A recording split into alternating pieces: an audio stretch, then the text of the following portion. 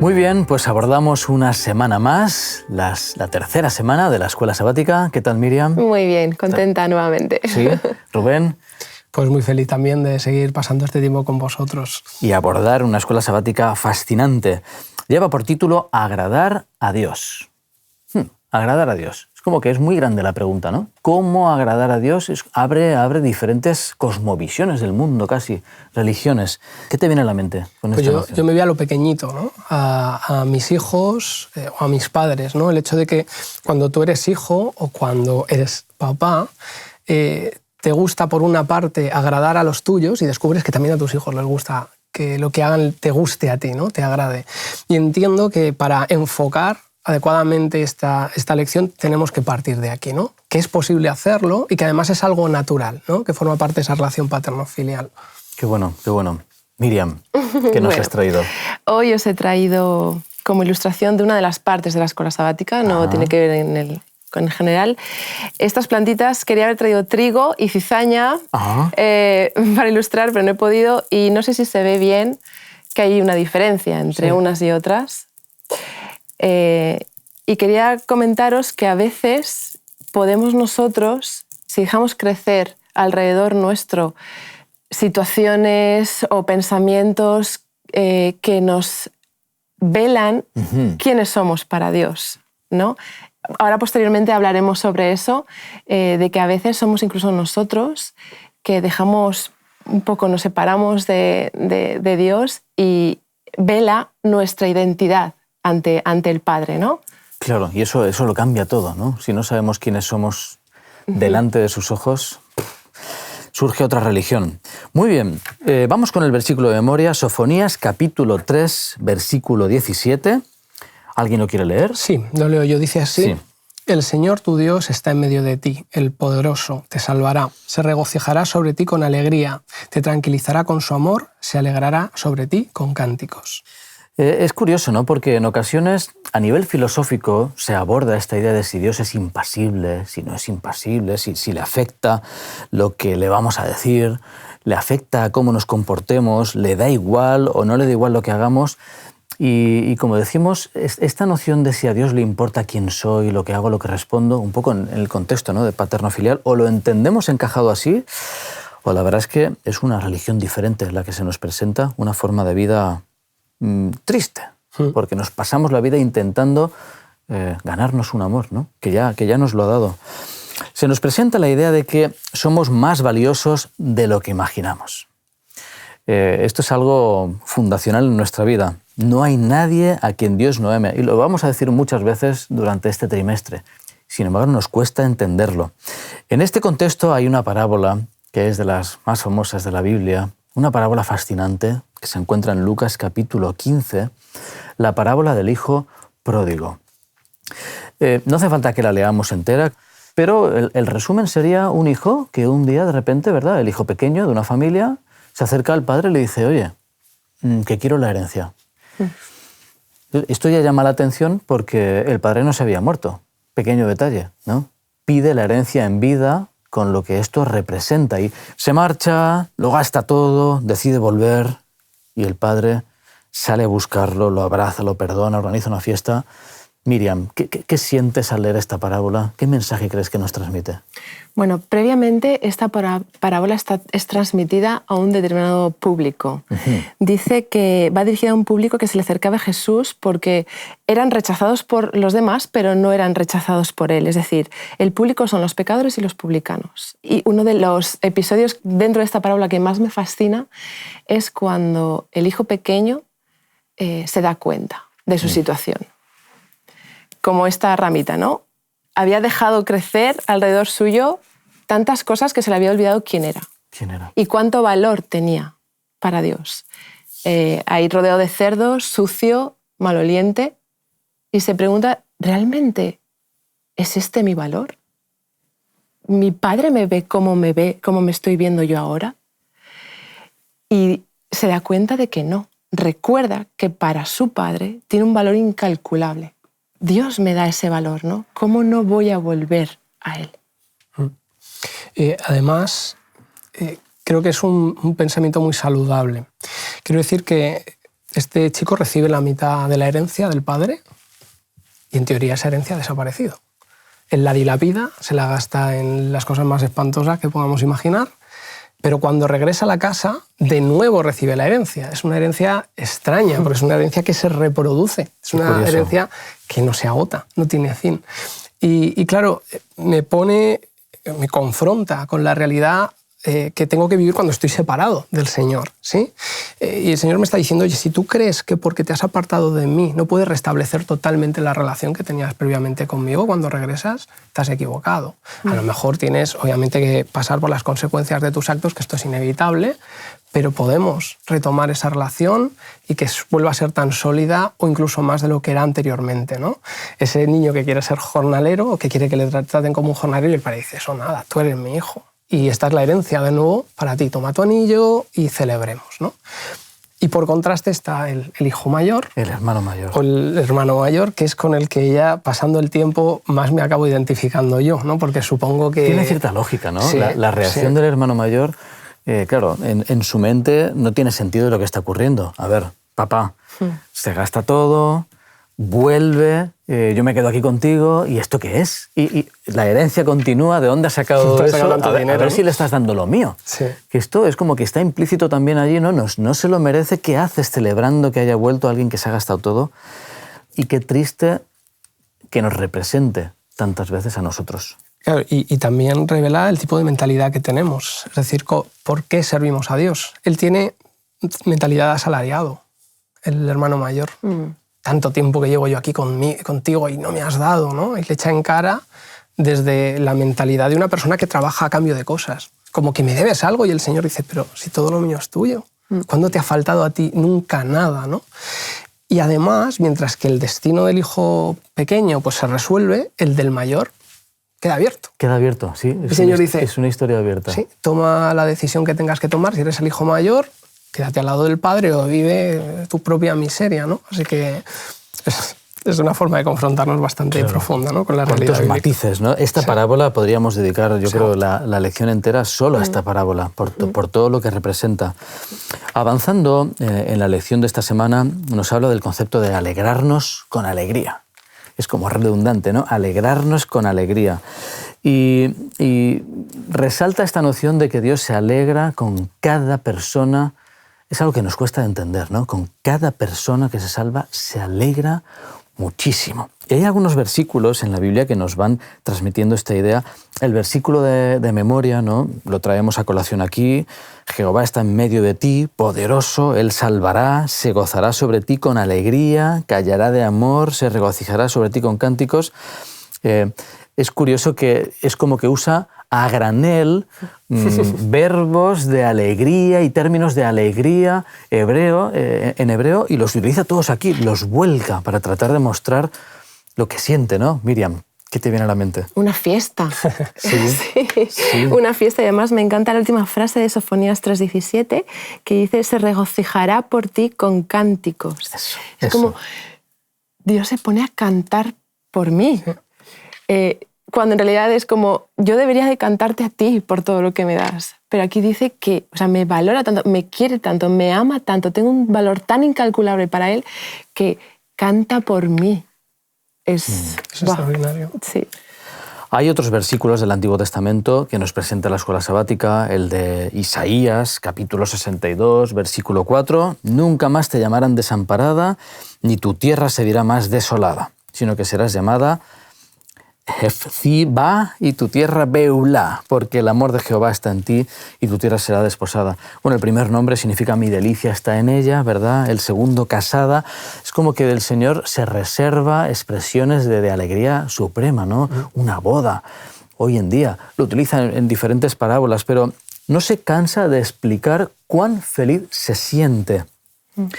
Y si mezclamos estos versículos del Antiguo Testamento con algunos del Nuevo, por ejemplo, en Efesios, ¿no? Que se nos habla de Efesios 5, 25 y 28, un amor desinteresado, un amor sacrificado, que el marido debe tener por su esposa, y Pablo nos dice, bueno, pero esto lo dice Jesús de la Iglesia. De la Iglesia.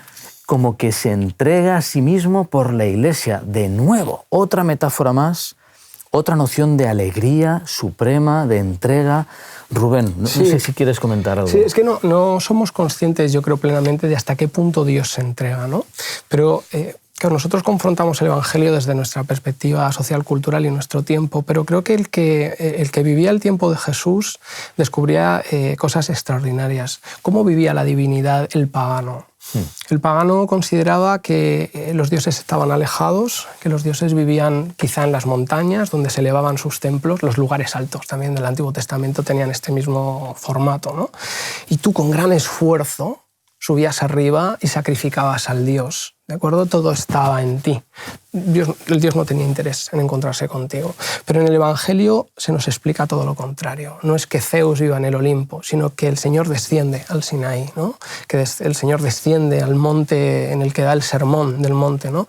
Las montañas, esto daría para hablar de mucho más, ¿no? Son lugares de encuentros con el Señor, pero sobre todo es el hecho de que Él se separa plenamente de cualquier concepto pagano y dice, no soy yo el que está deseando encontrarse contigo, porque evidentemente la iniciativa es mía, pero porque además lo estoy deseando, ¿sí? Así que olvídate de esa lejanía, del yo tengo que esforzarme, no soy yo, porque si yo no lo hago, estás perdido.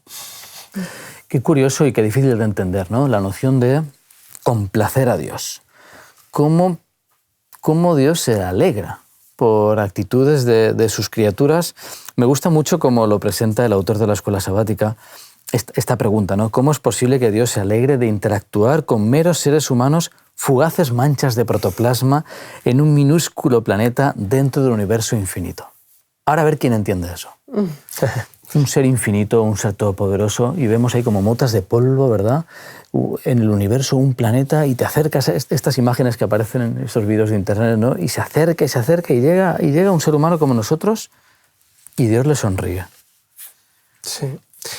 ¿Cómo poder agradar a Dios siendo que somos lo que somos? Porque nosotros sabemos lo que somos, de malos. Sí, además, claro, es la complacencia divina de la que se habla aquí, no la nuestra. Yo lo relaciono o lo entiendo por asociación. Yo veo a mis hijos, como entiendo que miraréis vosotros a las vuestras, son 2 y 2 niñas, si no me equivoco. Y bueno, voy a ser un poco cursi, pero se te cae la baba, tu corazón rebosa amor, ¿no? Los ves y dices, ¿cómo estoy disfrutando viéndolos? Y además hay algo que es extraordinario y es que no dejas de amar a tus hijos cuando se portan mal, ¿no? Yo tengo 2 nene y nena maravillosos. La verdad es que no puedo decir nada malo de ellos. Si escuchan esta escuela sabática lo sabrán. Pero a veces te enfadas con ellos, ¿no? Y les regañas o se lo manifiestas y ellos siempre nos hacen la misma pregunta, ¿no? ¿Pero nos sigues queriendo? Papá, ¿nos sigues queriendo? Ya saben que cuando me hacen esa pregunta han ganado totalmente, ¿no? En esta situación. No hay más que hablar. Ya está, no hay más que hablar. Sí, os seguimos queriendo. Y ellos entienden que aunque hayan hecho algo mal y aunque papá y mamá puedan estar enfadados, ese amor es una constante, ¿no? Entonces sí que puedo entender que complacer a Dios también forma parte de esto, ¿no? De que nosotros, haciendo la voluntad del Señor, pues el Señor nos mira, voy a decir, no se le cae la baba, pero nos mira con mucho agrado, ¿no? Sí, hay versículos, por ejemplo, estaba pensando en Proverbios 15, ¿no? 8 y 9, dice, el sacrificio de los impíos es abominación a Jehová, mas la oración de los rectos, su gozo, ¿no? Es como que nos indica, para empezar, que Dios se goza y que una de las formas, ¿no? de mostrar despertar ese gozo en Dios es abrir el canal de comunicación, orar. Y además hay más en relación con los padres y los hijos. Rubén, a las nenas muchas veces les decimos, lo que más queremos los padres es que nos obedezcáis. Porque a veces pretenden, ¿no? Agradarnos y tal. Lo que más nos hace felices, la verdad es que, o por lo menos una de las cosas que a mí más me hace feliz es que mis hijas crean que lo que les estoy diciendo es para su bien y me obedezcan. Claro. Porque en realidad yo quiero su bien para ellas, ¿no? Y hay muchos versículos que dice, ¿acaso se complace Jehová tanto en los holocaustos y sacrificios como en la obediencia a las palabras de Jehová? Mejor es obedecer que sacrificar, dice en 1 Samuel 15:22. Los sacrificios de Dios son el espíritu quebrantado, al corazón contrito y humillado no despreciarás tú, oh Dios. Salmo 51.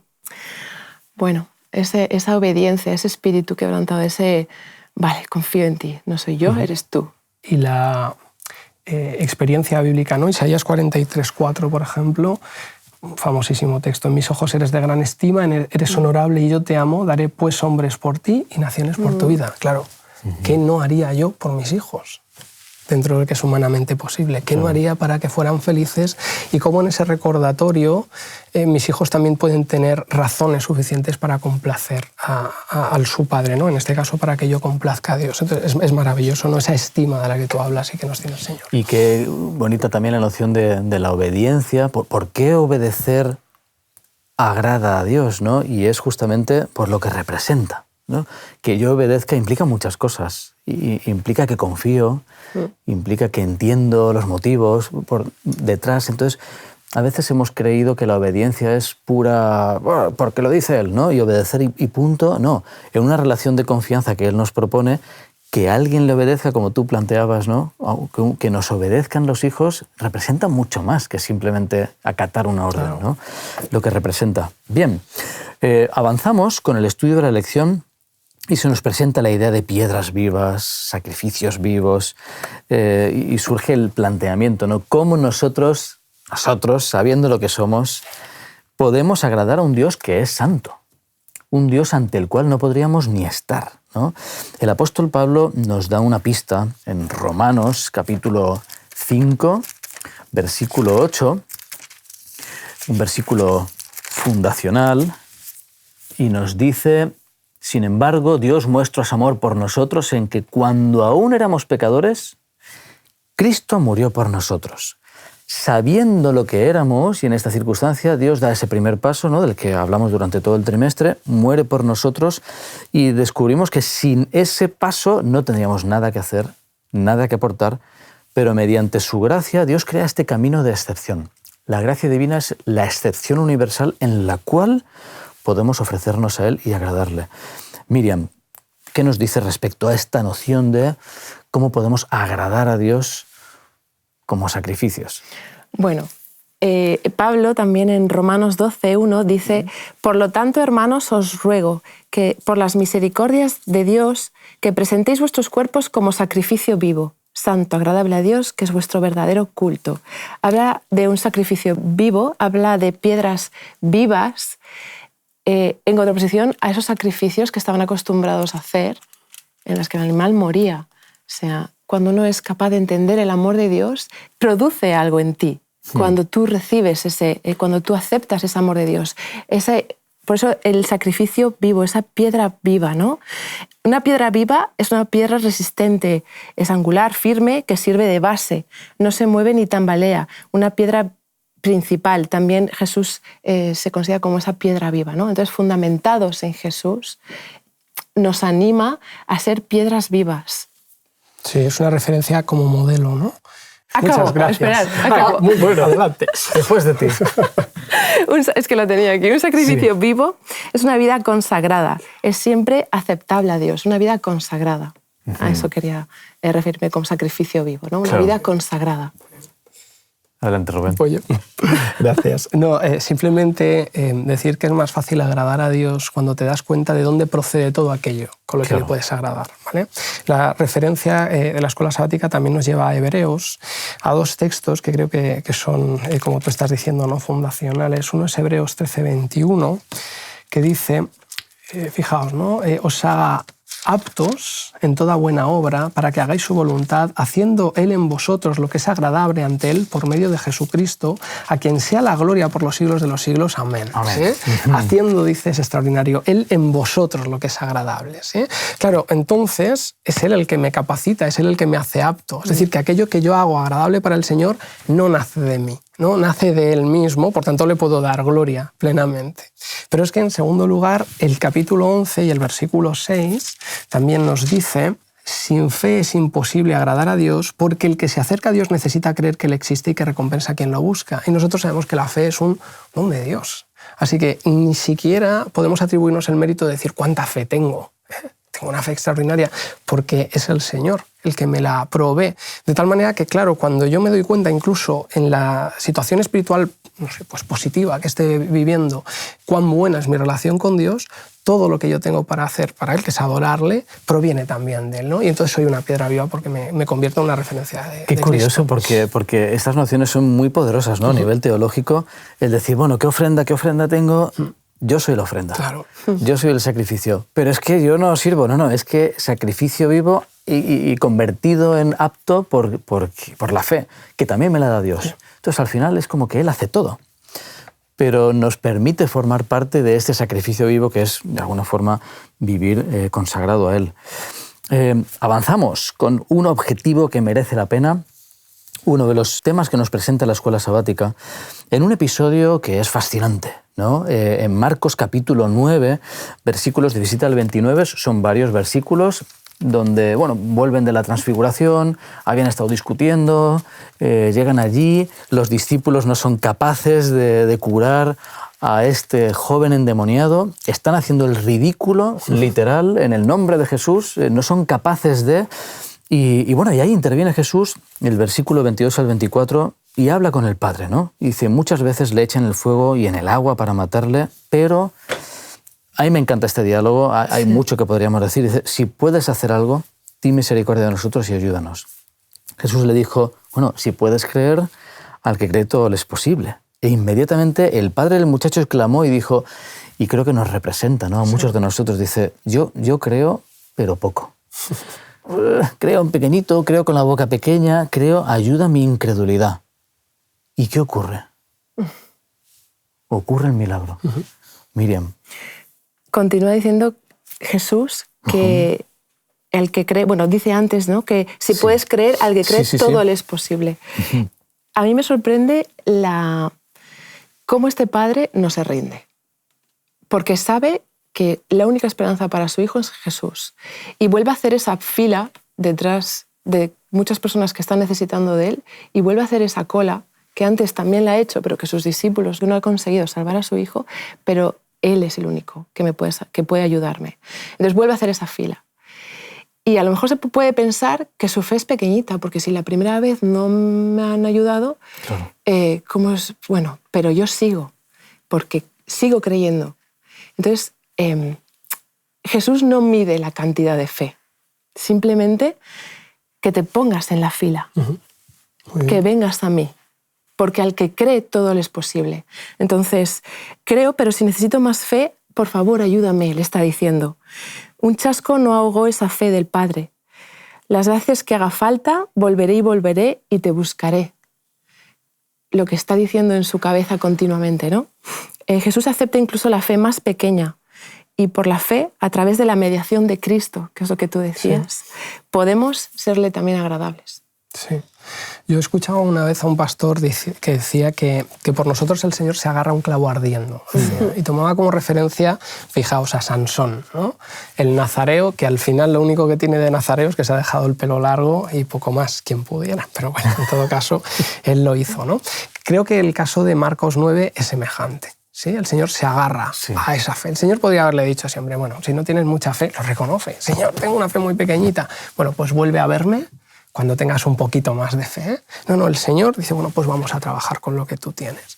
Y a mí me da la sensación de que a veces veo pocos milagros en mi vida porque rechazo incluso la poca fe que tengo, ¿no? Y no soy capaz de decir, Señor, esto es lo que yo creo ahora y necesito que con esto que tú tienes trabajes. Porque Él lo va a hacer y mi fe al mismo tiempo va a aumentar, ¿no? La pescadilla que se mueve. Qué bonita esa idea de que se aferra a un clavo ardiendo. Cualquier cosa que hagamos le sirve de excusa para, suficiente, suficiente para intervenir e inundar nuestra vida de gracia. Pues para ir terminando ya esta lección, hay algunos párrafos, ¿verdad? Los viernes que son siempre tan bonitos, de Elena de White, que nos presenta esta idea de que orar en el nombre de Cristo significa mucho. Significa que debemos aceptar su carácter, manifestar su espíritu y obrar sus obras. Un poco en esta línea que veníamos diciendo, ¿no? De ser un sacrificio vivo.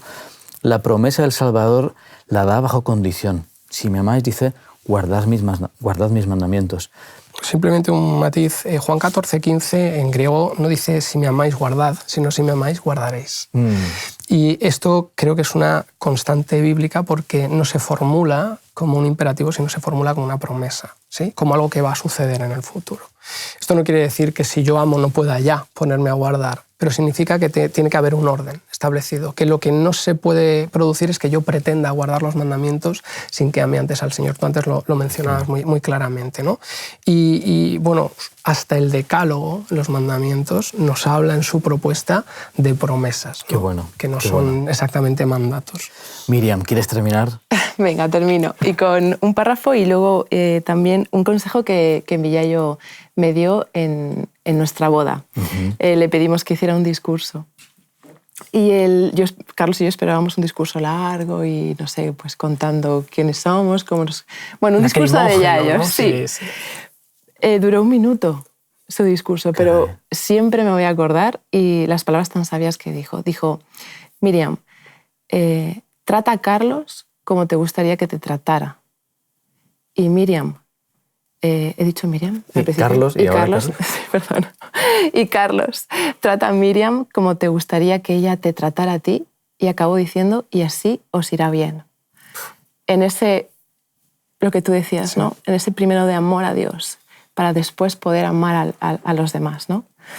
El texto para terminar: cuando conozcamos a Dios, nuestra vida será una vida de obediencia continua, mediante la apreciación del carácter de Cristo, mediante la comunión con Dios, el pecado se volverá odioso a nosotros. Odioso. Qué bueno, ¿eh? Cuando nos acerquemos a Él, nuestra vida cambia del todo. Y ese amor que nos promete, que nos ofrece, que nos revela, que se esfuerza porque comprendamos, transforma la vida entera. Pues hasta aquí hemos llegado, compañeros. Así es. Muchas gracias por este ratito. A vosotros. Nos vemos para la lección de la próxima semana. Te invitamos a tener una experiencia más allá del sábado, convirtiendo tu unidad de acción en una iglesia hogar en donde la Biblia, la oración intercesora, la fraternidad y la testificación sean vuestro estilo de vida. Así experimentaremos un poder renovador en la iglesia y en el cumplimiento de la misión.